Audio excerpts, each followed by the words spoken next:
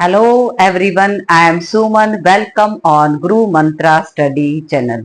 बेटे आज मैं आपके लिए लेकर आई हूँ 10th क्लास मैप जो कि आपके सितंबर में एग्जाम होने वाले हैं, उसके रिगार्डिंग ये आपके मैप्स रहने वाले हैं।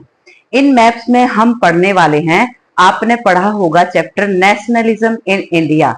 हिस्ट्री का हमारा ये सेकंड चैप्टर है जिसमें हम कांग्रेस सेशंस को पढ़ेंगे और कुछ मोमेंट्स को पढ़ेंगे। मोमेंट्स का मतलब क्या है? कुछ आंदोलन हुए थे, वो कहां से स्टार्ट हुए थे, किस तरीके से स्टार्ट हुए थे, उन सभी के बातों के बारे में पढ़ने वाले हैं।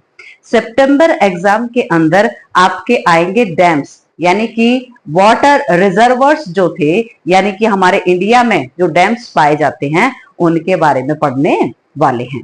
तो आए हम इस जर्नी को स्टार्ट करते हैं। इस सिंगल वीडियो के अंदर आपको सितंबर में होने वाले एग्जाम की जो आपका मैप वर्क है वो सारा का सारा कंप्लीट हो जाएगा। देखिए क्या है, ये बहुत अच्छा कॉन्सेप्ट है हमारा। जो आप हमेशा दो तरह के हमारे मैप पाए जाते हैं। एक मैप होता है फिजिकल मैप। फिजिकल मैप का मतलब होता है जिसके अंदर बाउंड्रीज नहीं पाई जाती, आउटर लाइन तो पाई जाती है लेकिन आपकी स्टेट डिफाइंड नहीं होती। तो एक तो फिजिकल मैप होते हैं, दूसरा होता है हमारा पॉलिटिकल मैप। क्या होते हैं? Political map. पॉलिटिकल मैप आपको मिलेगा जिसमें आपको इस तरीके से क्या मिलेंगी? बाउंड्रीज मिलेंगी। तो अब आपने नेशनलिज्म इन इंडिया जो टॉपिक पढ़ा है उसमें कुछ सेशंस हुए थे, कांग्रेस के सेशंस हुए थे। अब क्वेश्चंस कैसे आएंगे आपको हमेशा पता होना चाहिए कि आप ये बताएं सितंबर में 1920 में ऐसी क्या घटना घटी थी, यानी कि जो ये कांग्रेस सेशन हुआ था उसमें ऐसा हुआ क्या था। इस तरीके से आपको क्वेश्चंस पूछे जा सकते हैं, यानी कि वो आपको डेट्स दे देंगे और ये कहेंगे इस जगह को आप क्या करें, इंडिकेट करें। इस तरीके से आपसे क्वेश्चन पूछा जा सकता है। तो देखें, बहुत सिंपल तरीके से रिलैक्स मोड में आप इनको सीखेंगे और आप कोशिश करें जब आप इन मैप्स को सीख रहे हैं तो पॉलिटिकल मैप अपने साथ रखें और उनको साथ साथ में क्या करते रहें, फिल करते रहें। आए देखें, यहां से शुरुआत करेंगे। मैं उम्मीद करती हूं कि 10th क्लास में आप आ चुके हैं, आपको स्टेट और कैपिटल बहुत अच्छे तरीके से आती होंगी। अगर नहीं आती हैं तो सबसे पहले आपको ये करना है, आप स्टेट और कैपिटल को सीखें, फिर उसके बाद अगर आप मैप सीखते हो तो आपको मैप आसान लगने वाला है। आगे फर्स्ट हमारा है कोलकाता, यानी कि कोलकाता के अंदर एक सेशन होता है। कब होता है? 1920 में होता है। कब होता है? 1920 में। अब कई बार ये क्वेश्चन पूछ लिया जाता है कि 1920 में कौन सी घटना आपकी घटती है। तो पहली बात, यानी कि 1920 के अंदर क्या होता है। सितंबर 1920 के अंदर आपने सुना होगा 1920 में असहयोग आंदोलन, नॉन कोऑपरेशन मूवमेंट को स्टार्ट करने की बात उठती है। कहने का मतलब प्रपोजल रखा जाता है पहली बार। कहां पर? कलकत्ता के अंदर। कलकत्ता में कांग्रेस का सेशन होता है। उस सेशन में, उस मीटिंग में जब बात उठती है, किसकी बात उठती है? नॉन कोऑपरेशन मूवमेंट की बात उठती है। कब? सितंबर 1920। यहां से शुरुआत नहीं होती है। किसकी शुरुआत नहीं होती है? असहयोग आंदोलन, यानी कि असहयोग आंदोलन, इसको इंग्लिश में बोलते हैं नॉन कोऑपरेशन मूवमेंट। क्या बोलते हैं? नॉन कोऑपरेशन मूवमेंट, इसकी शुरुआत होती है। यानी कि यहां पर प्रपोजल रखा जाता है कि भाई महात्मा गांधी जी कहते हैं कि हम एक ऐसा मूवमेंट चलाएंगे जिसको नॉन कोऑपरेशन, यानी कि जो ब्रिटिशर्स हैं वो हमारे सहयोग से यहाँ बस पाए हैं, रह रहे हैं, अगर हम उनका सहयोग ना करें तो आगे चलकर उनको इस जगह को छोड़कर जाना पड़ेगा। इस तरह का प्रपोजल कौन रखते हैं? महात्मा गांधी। कलकत्ता सेशन सितंबर 1920 में होता है। ये उम्मीद करती हूं आपको समझ में आ गया। वो इस तरीके से भी पूछ सकते हैं कि नॉन कोऑपरेशन का प्रपोजल कहाँ रखा गया था, आप उस जगह को इंडिकेट करें। तो आपको पता होना चाहिए कोलकाता, और सितंबर 1920 भी पता होना चाहिए, और इंडिकेशन इसका यहां रहेगा। ये आपकी कोलकाता कहाँ की स्टेट की कैपिटल है, ये आपकी वेस्ट बंगाल स्टेट की क्या है, कैपिटल है। अब इधर आए, इस तरफ वेस्टर्न की तरफ जाए, तो ये हमारा इलाका किसका है बेटे, महाराष्ट्र का इलाका है। महाराष्ट्र के अंदर आप हमेशा थोड़ा सा आइडिया लेते रहें कि ये इस तरीके से जो तेलंगाना वाला इलाका है, यहां से इसकी पीक बनती है, तो उसके पास लगा देंगे नागपुर। यानी कि नागपुर सेशन कब होता है, दिसंबर 1920 में होता है। अब बहुत ध्यान से सुनना, यहां तो प्रपोजल आया था सितंबर 1920 में, किसका प्रपोजल आया था, नॉन कोऑपरेशन मूवमेंट को स्टार्ट करने का प्रपोजल आया था। अब यहां इसको क्या कर लिया जाता है, एक्सेप्ट कर लिया जाता है। क्या कर लिया जाता है, एक्सेप्ट। कहने का मतलब यहां अब ये डिक्लेयर हो जाता है, यानी कि मान लिया जाता है कि अब हम क्या करेंगे, नॉन कोऑपरेशन मूवमेंट को स्टार्ट करने वाले हैं। तो दो बातें हो गई, कलकत्ता सेशन में पहली बार मुद्दा उठाया, और नागपुर सेशन दिसंबर 1920 में क्या होता है, इसको मान लिया जाता है। अब तीसरी जगह आपकी आती है, ये है मद्रास। मद्रास जिसको आज क्या कहते हैं, चेन्नई कहते हैं। क्या कहते हैं, चेन्नई। तो यहां पर भी एक सेशन होता है जो कि क्या है, 1927 में होता है। लेकिन यहां क्या होता है, ये भी तो पता होना चाहिए ना। यहां पर पहली बार किस कंसेप्ट को उठाया गया था, पूर्ण स्वराज। यानी कि हमें पूर्ण रूप से क्या चाहिए है, स्वराज, अपना राज चाहिए है। अब हमें ब्रिटिशर्स के कोई प्रपोजल नहीं चाहिए, हमें क्या है, डोमिनियन स्टेटस नहीं चाहिए, हमें कुछ नहीं चाहिए, हमें क्या चाहिए, पूर्ण स्वराज। ये पहली बार यहां पर प्रपोजल आया था, यानी कि ये मुद्दा कांग्रेस सेशन के अंदर उठाया गया था, लेकिन इसको यहां से स्वीकार नहीं किया जाता। फिर कहां से स्वीकार किया जाता है, ये भी तो पता होना चाहिए। यहां पर आपका पाकिस्तान के अंदर, वैसे ये आपके पेपर में नहीं आएगा लेकिन आना चाहिए आपको, 1929 जो लाहौर सेशन, यानी कि कहां पर, लाहौर सेशन को ये एक्सेप्ट कर लिया जाता है कि आगे से अब हमें क्या चाहिए है, पूर्ण स्वराज चाहिए है। क्या चाहिए है, पूर्ण स्वराज। और इस प्रपोजल को यानी कि पेश करने वाले कौन थे, जवाहरलाल नेहरू। यानी कि अब हमें ब्रिटिशर से कुछ नहीं चाहिए, हमें ये चाहिए है कि वो यहां से चले जाएं और हमें अपना जो हमारा देश है वो सौंप दें और यहां से वो वापस लौट जाएं। इसी को क्या कहते हैं, पूर्ण स्वराज कहते हैं, कि हमारा अब राज आने वाला है। तो उम्मीद करती हूं आपको ये कांग्रेस के 3 सेशंस हुए थे जो कि इंपॉर्टेंट, वैसे तो हर साल सेशन होते थे, उसमें अलग से हेड होते थे, लेकिन जो इंपॉर्टेंट है, जो इवेंट्स के अकॉर्डिंग, घटनाओं के अकॉर्डिंग इंपॉर्टेंट है, ये आपके एग्जाम के अंदर 3 सेशन आने वाले हैं। इसमें एक क्वेश्चन जरूर आपका आएगा, फाइनल एग्जाम में भी जरूर आएगा, और आपको मिलेगा सितंबर एग्जाम में भी एक सेशन आपको जरूर मिलेगा। आगे अगला देखें, अगला क्या करेंगे, ये हमारे क्या है, डैम्स हैं।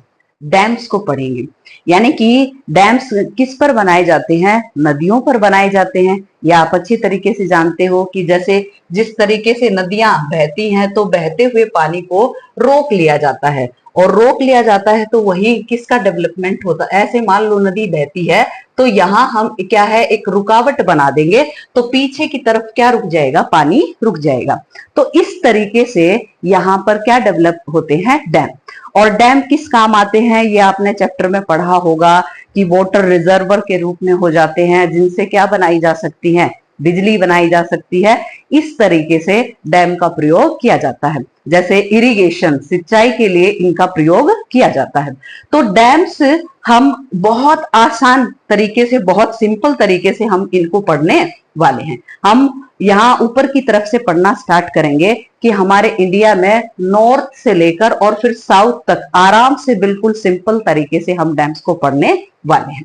अब आप देखें कि यहां पर आपका जम्मू कश्मीर स्टेट आपको दिखाई दे रही होगी, जहां पर सलाल डैम है। तो कई बार क्वेश्चन पूछ लिया जाता है कि आप ये बताओ सलाल डैम कौन सी स्टेट में पाया जाता है। तो तो अब जैसे जम्मू कश्मीर, अब ये 2 यूटीज बन चुके हैं, ये भी मैं उम्मीद करती हूँ आपको पता होगा। 2019 के बाद हमारे पास अब 2 यूटीज है, जम्मू कश्मीर स्टेट नहीं है, यूटी है। यूटी का मतलब क्या होता है? Union territory. तो हमारे पास 2 यूटी आ गई हैं, किससे टूटकर? जम्मू कश्मीर से टूटकर। इस तरफ जम्मू कश्मीर और इस तरफ मिलता है आपका लद्दाख। ये तो मैं उम्मीद करती हूं आपको ये बातें आती होंगी, लेकिन फिर भी मैंने आपको बता दिया। अब सुने, यहां पर मिलता है सलाल डैम। कहां? सलाल डैम कहां पर? जम्मू कश्मीर के अंदर। लेकिन डैम तो हमेशा किस पर बनता है? नदियों पर बनता है। अब यहां से बहुत सारी नदियां जाती हैं, जो कि इंडस रिवर सबसे मेन रिवर पाई जाती है, और उसकी कई सारी ट्रीब्यूटरीज पाई जाती हैं। ट्रीब्यूटरीज का मतलब क्या होता है? ऐसी नदी जो अपना पानी किसी बड़ी नदी में गिराती है, वो क्या कहलाती है? ट्रीब्यूटरीज। तो आप ये देखें कि ये जो डैम है ये पाया जाता है, सलाल डैम, चेनाब रिवर पर। कहां पाया जाता है? चेनाब रिवर पर ये आपका डैम पाया जाता है। तो 3 तरीके से 3 बातें आपकी हो गई। सलाल डैम कहां पर पाया जाता है? जम्मू कश्मीर के अंदर। और नदी कौन सी है? चेनाब रिवर पर ये पाया जाता है। उम्मीद करती हूं बहुत अच्छे तरीके से, इसी तरीके से हम सभी डैम्स को क्या करने वाले हैं? पढ़ने वाले हैं। अब आप देखें second dam, Bhakra Nangal dam. कौन सा है? भाखड़ा नांगल डैम। ये आपका यहां रहेगा, भाखड़ा नांगल डैम। अब ये स्टेट आपकी कौन सी है? हिमाचल प्रदेश। क्या है? हिमाचल प्रदेश में आपका क्या पाया जाता है? भाखड़ा नांगल डैम पाया जाता है। तो इस तरीके से भाखड़ा नांगल डैम आपका सतलुज रिवर पर पाया जाता है। ये भी आपको पता होना चाहिए। हिमाचल प्रदेश, और हिमाचल प्रदेश ये आपका पंजाब, और ये हिमाचल प्रदेश इसके बिल्कुल बॉर्डर के पास, लेकिन ज्यादा पड़ता है, ये किसमें पड़ता है? आपका हिमाचल प्रदेश, भाखड़ा नांगल डैम। और ये कहाँ पाया जाता है? सतलुज रिवर पर पाया जाता है। इससे आगे आप बढ़ेंगे तो ये आपका उत्तराखंड के अंदर पाया जाता है टिहरी डैम। क्या पाया जाता है? टिहरी डैम। लेकिन टिहरी डैम आप इंडिकेशन थोड़ा सा देख लेंगे, जैसे इसको हमने इस तरीके से, वेस्टर्न पार्ट जम्मू कश्मीर वाला इलाका है, थोड़ा सा ये हमारे यहाँ पर क्या है, एक पिन पॉइंट दिखाई देता है, उसके पास में आपको लगा देना है। ऐसे ही फिर आप हिमाचल और पंजाब वाला बॉर्डर देखेंगे तो उसके बीचों बीच लगा देंगे भाखड़ा नांगल डैम, जो कि सतलुज रिवर पर है।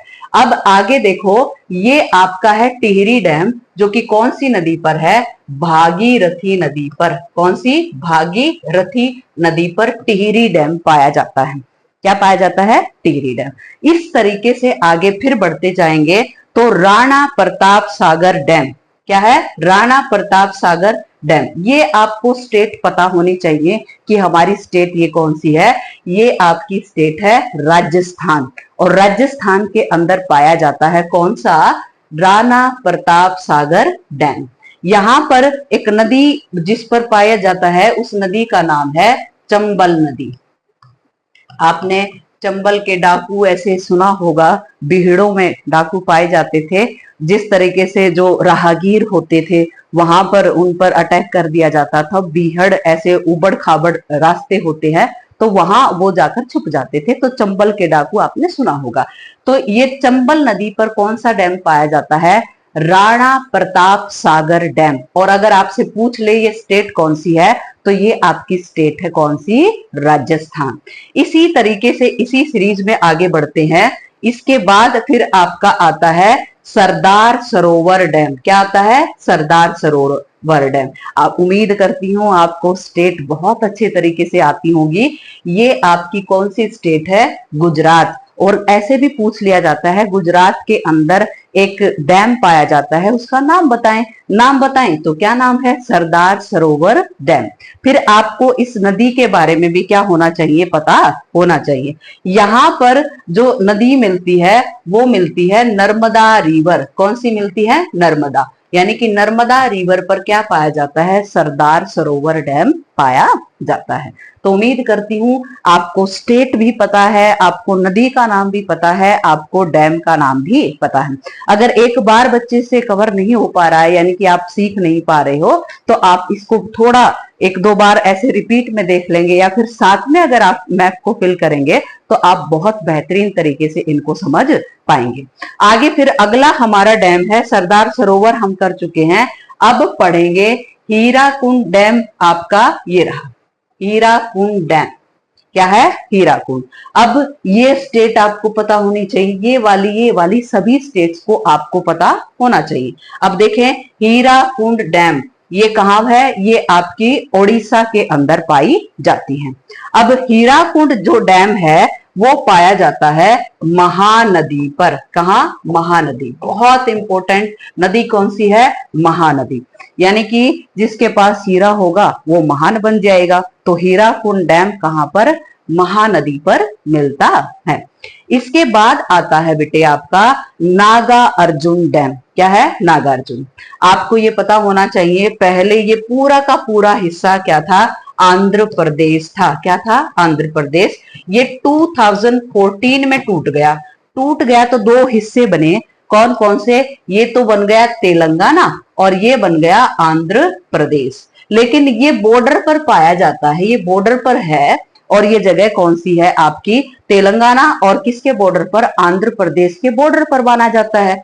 तो ये कौन से स्टेट में, आंध्र प्रदेश में अब तक किताबों में आता है, लेकिन ज्यादा हिस्सा अब इसका कहां चला गया है, तेलंगाना के अंदर चला गया। लेकिन बुक्स में कई बार आ जाता है, वो तेलंगाना ऑप्शन में ना देकर वो दे देते हैं आपको आंध्र प्रदेश। तो फिर वहां पर आपको क्या इंडिकेट करना पड़ेगा, आंध्र प्रदेश को इंडिकेट करना पड़ेगा। देखो, तो ये आपका कौन सा है, नागा अर्जुन सागर डैम। यहां पर ये जो डैम है ये पाया जाता है कृष्णा रिवर पर। कृष्णा, नागा अर्जुन सागर डैम आपका कहां पर है, कृष्णा रिवर पर है। कृष्णा रिवर पर पाया जाता है। आगे देखें, फिर आपका रह गया है तुंगभद्रा डैम। ये आपका क्या है, तुंगभद्रा डैम। तुंगभद्रा डैम आपको ये स्टेट पता होनी चाहिए, जैसे ये महाराष्ट्र है तो ये कर्नाटका है, कर्नाटका में पाया जाता है। और नदी का नाम भी क्या है, तुंगभद्रा नदी ही है। यानी कि तुंगभद्रा नदी पर ही कौन सा डैम पाया जाता है, आपका तुंगभद्रा डैम पाया जाता है। तो इस तरीके से आपसे क्वेश्चन पूछा जा सकता है कि आप मैप के अंदर तुंगभद्रा जो डैम है उसको इंडिकेट करें। तो थोड़ा सा ये आपका तेलंगाना वाला इलाका है, उससे थोड़ा सा लेफ्ट की तरफ आप इसको क्या कर देंगे, इंडिकेट कर देंगे। तो आओ एक बार फिर रिवाइज कर लेते हैं, क्योंकि थोड़ा सा ये डिफिकल्ट पार्ट रहता है, इतना मुश्किल भी नहीं है। अगर आप हमेशा साथ में मैप लेकर पढ़ते हैं तो इन चीजों को बहुत बेहतरीन तरीके से आप क्या कर पाएंगे, सीख पाएंगे। जैसे सलाल डैम कहां पर, जम्मू कश्मीर के अंदर। इस अगर यूटी भी है तो जम्मू कश्मीर ही रहेगी, आप टेंशन ना लें। सलाल डैम जम्मू कश्मीर। नदी कौन सी है आपकी, चेनाब रिवर पर ये पाया जाता है।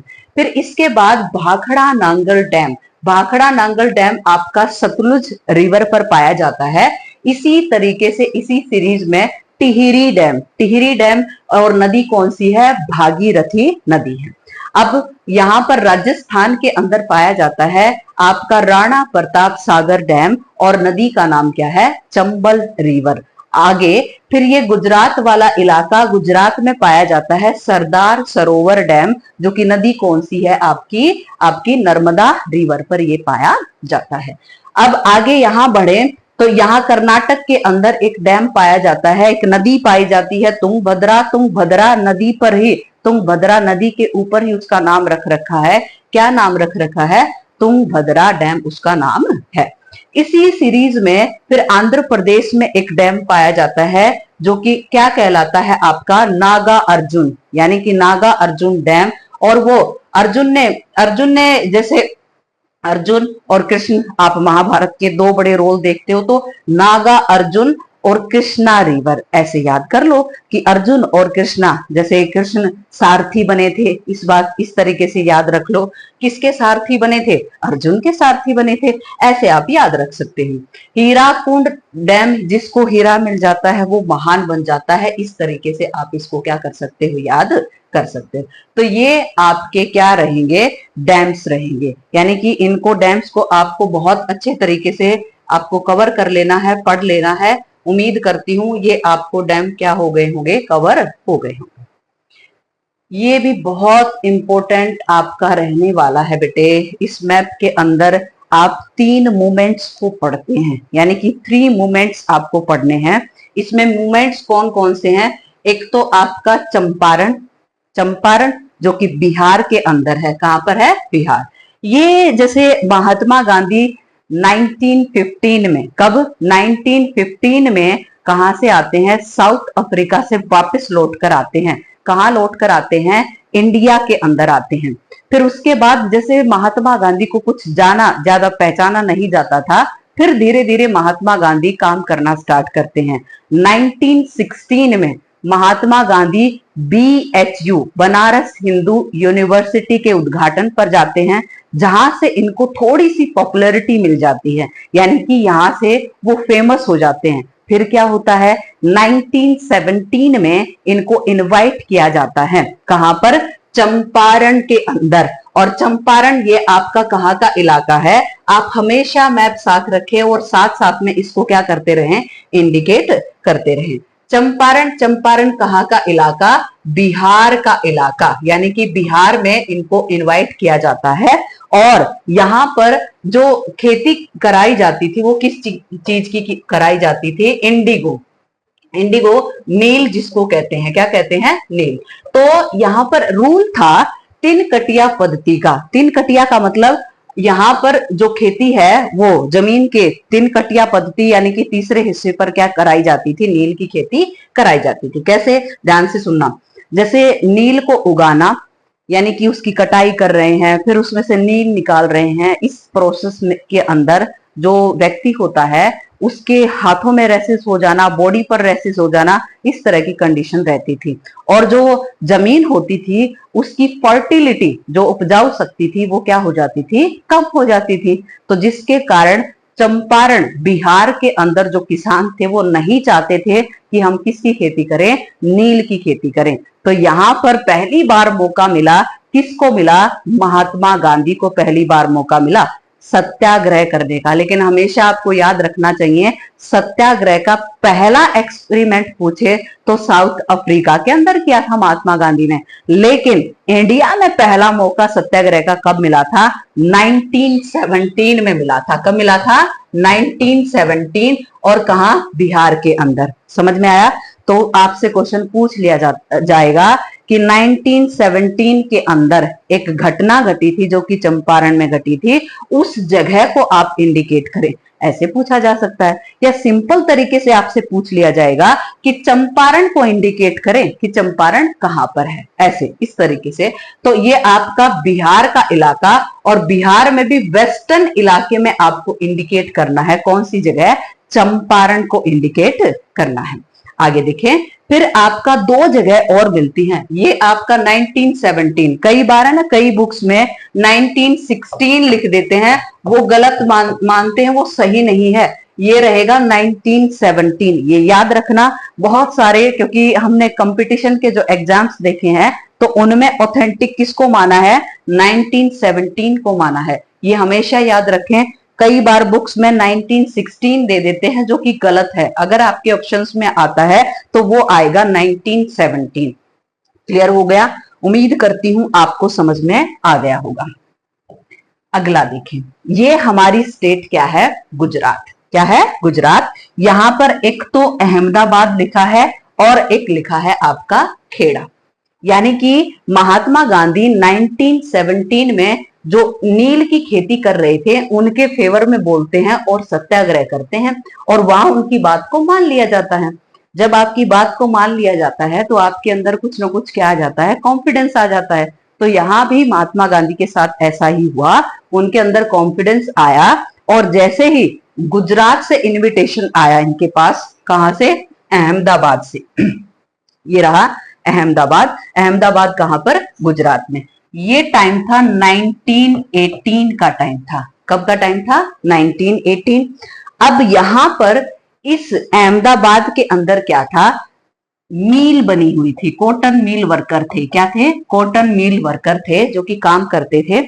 और अहमदाबाद के अंदर क्या होता है, वहां पर महामारी फैल जाती है, प्लेग फैल जाता है, और जिसके कारण वर्कर भाग भाग के अपनी जान बचाने के लिए, क्योंकि पुराने टाइम में हमारे पास इतना इलाज के साधन नहीं थे कि इलाज हो पाए, तो जिसको वो बीमारी होती वो डेथ कर जाता, तो जिसके कारण बहुत सारे वर्कर डरने लग गए और अपने काम को छोड़कर भागने लग गए। कहां से? उस मिल के अंदर से। अब मिल मालिक क्या करता है? मिल मालिक उनकी सैलरी को इंक्रीज कर देता है, और इंक्रीज करने के बाद बहुत सारे जो वर्कर्स थे वो वहीं पर रह जाते हैं और काम करते रहते हैं कि भाई अच्छी बात है, हमारी सैलरी बढ़ गई और हमारा लिवलीहुड है, जीवन यापन है, वो ठीक ठाक हो गया है, तो वो खुश होते हैं। अब कुछ समय के बाद वो महामारी थी, पेंडेमिक था, वो गुजर जाता है, लेकिन जो ओनर्स होते हैं, कौन होते हैं? ओनर्स, वो उसको जो सैलरी बढ़ाई थी पहले, उसको फिर क्या कर देते हैं? डिक्रीज कर देते हैं। तो इसी सीरीज में जो अहमदाबाद के अंदर जो सैलरी डिक्रीज की गई थी, तब अहमदाबाद मिल वर्कर इनवाइट करते हैं। किसको इनवाइट करते हैं? आपके महात्मा गांधी जी को इनवाइट किया जाता है कि पहले तो हमारी सैलरी को इंक्रीज कर दिया, अब डिक्रीज कर दिया, क्या ये सही है? बिल्कुल सही नहीं होता। आप अपने से इमेजिन कर सकते हो कि आपकी पहले सैलरी कुछ थी और अब आपको कम दी जा रही, यानी कि ज्यादा सैलरी थी और अब आपको कम दी जा रही, तो आपको कैसा लगेगा? यानी कि जिस दौरान आपके पास ज्यादा सैलरी होती है तो आपके एक्सपेंसेस बढ़ जाते हैं, यानी कि खर्च बढ़ जाते हैं, और जैसे ही सैलरी कम होगी तो आपकी मेंटल हेल्थ पर भी प्रभाव पड़ता है कि ऐसा क्यों हुआ, किस तरीके से हुआ, हमारे साथ ऐसा क्यों किया गया। तो इनके साथ भी जो मिल वर्कर थे उनके साथ भी ऐसा ही था। तो यहाँ पर महात्मा गांधी सत्याग्रह करते हैं और मिल जो ओनर्स थे उनको क्या किया जाता है? समझाया जाता है। तो उनकी सैलरी जो कम की गई थी, उतना तो नहीं की पहले, जैसे 50% उनकी बढ़ा दी गई थी, लेकिन वो 30 के अप्रोक्स क्या है, दोबारा से इंक्रीज कर दी। तो इस तरीके से यहां पर भी जीत होती है। किसकी जीत होती है? महात्मा गांधी की जीत होती है, सत्याग्रह की जीत होती है। सत्याग्रह जीत जाता है। इससे फिर कॉन्फिडेंस बिल्डअप होता है, और फिर आगे चलकर खेड़ा के अंदर, खेड़ा भी कहां पर है? गुजरात के अंदर। इसको जैसे ये बहुत ही सिंपल है कि ये बीचों बीच वाला जो जगह है ये आप अहमदाबाद लगा देंगे, थोड़ा सा उसकी साइड में आप क्या लगा देंगे? खेड़ा नाम की जगह पर। अब यहाँ की कहानी सुनो। यहाँ खेड़ा में आप सिंपल तरीके से याद रखो, खेड़ा के अंदर खड़ी फसल नष्ट हो गई थी, ऐसे याद रख लो। यानी कि जो क्रॉप्स फेलियर हो गया था, और क्रॉप फेलियर होने के कारण क्या होता है, यहाँ पर खेड़ा के अंदर जो पीजेंट्स हैं, जो किसान हैं, वो क्या नहीं दे पाते? टैक्स नहीं दे पाते। टैक्स नहीं दे पाते तो ये कहा ब्रिटिशर्स को कि हम टैक्स देने लायक हैं ही नहीं, हम अपना लिवलीहुड ही नहीं चला पा रहे, यानी कि जीवन यापन ही नहीं कर पा रहे, तो हम टैक्स कहां से देंगे। तो इस कारण से कहां पर? खेड़ा के अंदर फिर इनवाइट किया जाता है महात्मा गांधी को कि यहाँ पर हमारी समस्या का क्या करो? निदान करो। तो यहाँ भी महात्मा गांधी टैक्स को क्या करा देते हैं? कम करा देते हैं। तो उम्मीद करती हूँ आपको ये सारी बातें समझ में आई होंगी। आप अगर चैप्टर को पढ़ चुके हैं, आप सुन चुके हैं, तो आपको बहुत अच्छा लगा होगा इन मैप को करते हुए कि हमने चंपारण को भी पढ़ा था चैप्टर के अंदर, जो कि इंडिकेशन यहाँ पर होता है। आपने अहमदाबाद को भी सुना है और आपने किसको भी सुना है? खेड़ा को भी सुना है। इस तरीके से इसी सीरीज में आपको क्या है, अमृतसर के अंदर भी, अमृतसर में जलियांवाला बाग मैसेकर आपने सुना होगा, वो कब हुआ था? 13 अप्रैल 1919 को हुआ था, जिसमें आपने general O'Dwyer, Michael O'Dwyer को सुना होगा, जनरल डायर को सुना होगा। तो इन घटनाओं में ये आपका अमृतसर है। कौन सी जगह? अमृतसर। अमृतसर कहां पर है? पंजाब के अंदर है। कहां पर? पंजाब के अंदर, जहां पर जलियांवाला बाग हत्याकांड होता है। अगर आप इस जो चैप्टर्स के रिगार्डिंग डिटेल में पढ़ना चाहते हैं तो आप मेरे चैनल को विजिट कर सकते हैं। वहां पर मैंने डिटेल में इन चीजों को पढ़ा है।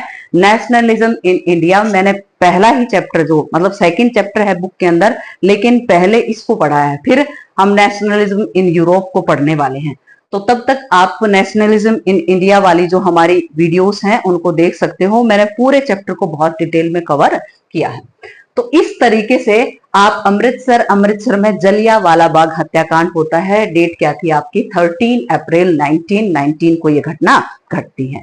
अब एक और जगह इंडिकेट की जाती है, चौरी चौरा। यहां पर ये इलाका है यूपी वाला इलाका, यूपी वाला इलाका, जहां पर जगह कौन सी है? चौरी चौरा। क्या कौन सी जगह है? चौरी चौरा नाम की जगह है। यहां पर क्या हुआ था कि जो नॉन कोऑपरेशन मूवमेंट 1920 में स्टार्ट हुआ था ना, उसको 1922 में क्या कर दिया था? कॉल ऑफ कर दिया था। कॉल ऑफ का मतलब क्या होता है? उसको बंद करना। यानी कि महात्मा गांधी ने 1922 में चोरा चोरी में एक घटना घटती है। थोड़ा सा और बता देती हूँ, फिर इसको वाइंड अप करते हैं। 1922 में क्या होता है? 22 पुलिसकर्मियों को, यानी कि जो ब्रिटिशर्स के पुलिसकर्मी थे, उनको एक चौकी में ही वहां पर, जैसे इसको थोड़ा सा सिंपल समझो कि जो हमारे क्रांतिकारी थे वो मूवमेंट्स कर रहे थे, यानी कि जो महात्मा गांधी ने नॉन कोऑपरेशन मूवमेंट को स्टार्ट किया था, तो उसको उस मूवमेंट में पार्टिसिपेट कर रहे थे। वहां से पुलिस चौकी की तरफ से फायरिंग हो जाती है और एक व्यक्ति वहां पर मारा जाता है। फिर क्या करते हैं, जो ये मूवमेंट करने वाले 22 पुलिस कर्मियों को एक चौकी के अंदर वहीं पर रोकते हैं और उनको क्या कर दिया जाता है? जिंदा जला दिया जाता है। लेकिन महात्मा गांधी ने नॉन कोऑपरेशन मूवमेंट में कहा था कि मैं नॉन वायलेंस को प्रेफरेंस दूंगा। मैं कभी नहीं चाहता कि क्या हो, दंगे हो, ऐसे आपस में लड़े भिड़े, इस तरीके से कोई घटना घटे, मैं ये बिल्कुल भी नहीं चाहता। तो यहाँ पर ऐसी घटना घट जाती है जिसके कारण महात्मा गांधी चलते हुए मूवमेंट को क्या कर देते हैं? कॉल ऑफ कर देते हैं। तो इस तरीके से यहाँ इसके बाद बहुत सारी पॉपुलेशन नाराज भी होती है। ये आप बाकी चैप्टर्स के अंदर आप पढ़ सकते हो। यहाँ पर हमारा मैप वर्क है। तो उम्मीद करती हूँ एक बार फिर रिपीट करते हैं इसको कि यहाँ पर चंपारण कहाँ पर? बिहार के अंदर। बिहार में जो नील की खेती करने वाले थे उन्होंने महात्मा गांधी को बुलाया था। दूसरा आपका पढ़ते हैं अहमदाबाद में मिल ओनर्स क्या है? पहले सैलरी बढ़ा देते हैं, फिर सैलरी को घटा देते हैं, जिसके कारण महात्मा गांधी को यहाँ पर बुलाया जाता है। थर्ड है खेड़ा के अंदर टैक्स बहुत ज्यादा था, लेकिन फसल जो क्रॉप फेलियर था वो हो गया था, जिसके कारण यहाँ पर वो क्या नहीं दे पा रहे थे? टैक्स नहीं दे पा रहे थे। यहाँ पर भी फिर महात्मा गांधी को बुलाया गया था। ये इसमें भी टाइम रहेगा 1918 का टाइम रहेगा। कब का टाइम रहेगा? 1918। एक ही साल में ये घटनाएं घटती हैं। फिर मैंने आपको बताया कि पंजाब अमृतसर के अंदर जलियांवाला बाग मैसेकर होता है, और जलियांवाला बाग मैसेकर कब होता है? 13 अप्रैल 1919 को क्या होता है? जलियांवाला बाग मैसेकर होता है। यहाँ पर ये जगह इंडिकेट पंजाब का उत्तरी हिस्सा, और यहाँ पर आप इसका इंडिकेशन कर सकते हैं। अब यहाँ भी बहुत आसान है कि जो आपका बिहार का वेस्टर्न इलाका और यूपी का ईस्टर्न इलाका, यहाँ पर 2 पॉइंट ऐसे लगा दो और सिंपल तरीके से यूपी में चोरी चोरा नाम की जगह पर, जहां पर 22 पुलिस कर्मियों को 1922 में ही क्या कर दिया गया था? मार दिया गया था। यानी कि जो मूवमेंट में पार्टिसिपेट कर रहे थे उन लोगों के द्वारा मार दिया गया था, जिसके कारण नॉन कोऑपरेशन मूवमेंट को क्या कर दिया गया? कॉल ऑफ कर दिया गया। उम्मीद करती हूं बेटे अब ये आपको सारी चीजें बहुत अच्छे तरीके से समझ में आई होंगी, और अगर आप बहुत अच्छा करना चाहते हो तो एक बार अपने मैप में, जो पॉलिटिकल मैप होता है, उसमें इन चीजों को 1-2 बार फिल करके देख लो, 2 बार मेरी वीडियोस को देख लो। आपको 5 नंबर का आएगा यहाँ से, है ना? जैसे आपके अब सितंबर के अंदर एग्जाम होने वाले हैं, तो इनमें से कितना सिंपल है कि 10-12 चीजों को इंडिकेट करना है और 5 मार्क्स यहाँ पर आपके क्या हो जाते हैं?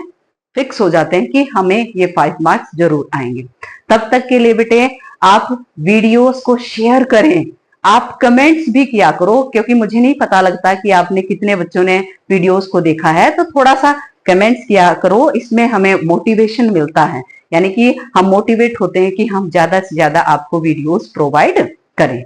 आप उन बच्चों को शेयर कर सकते हैं जो 10th क्लास के अंदर हैं, जो बहुत अच्छा स्कोर करना चाहते हैं, आपके नॉन टू हैं, आप जिनको जानते हो, इस वीडियो को आप उनको क्या कर सकते हो, शेयर कर सकते हो।